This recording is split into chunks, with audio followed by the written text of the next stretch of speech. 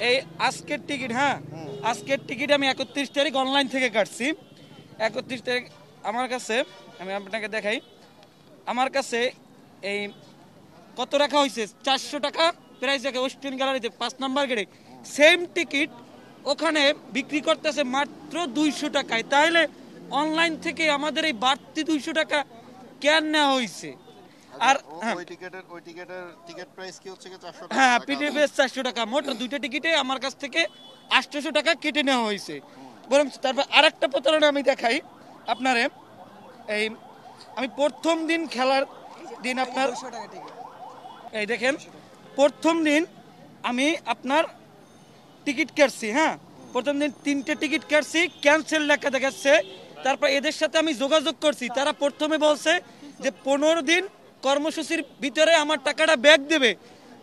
তারপর দেয় নাই। তারপর আবার আমি ফোন দিছি, ভাই আপনাদের কি 15 দিন হয় নাই? তারা বলছে কি, দেখেন ভাই আমাদের শুক্র শনিবার অফ থাকে, আপনি 16-17 দিন অপেক্ষা করেন। এটা ক্যান্সেলাম আমি 230 টাকা করে 3টে টিকিট কাটছিলাম, তখন আমার টাকা কেটে নিয়েছে, আদৌ আমার এই টাকাটা ফেরত দেওয়া হয় নাই।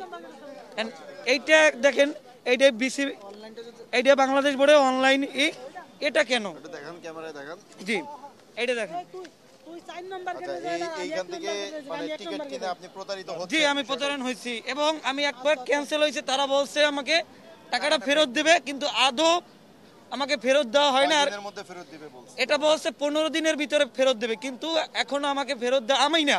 এরকম অনেক আমি বিভিন্ন জায়গায় অনেকে যারা এরকম প্রতারণার শিকার হয়েছে, অনেকে নক দিয়ে দেখছি, বলে যে ভাই আমরা টাকা ফেরত পাই না। এরকম তো আমার, আমি বললাম ভাই আমার নাইলে 1000 টাকা মার গেল, এরকম তো অনেক মানুষের টাকা মার গেছে। এই টাকাটার ভুক্তভোগী ভাই দায় কে নেবে?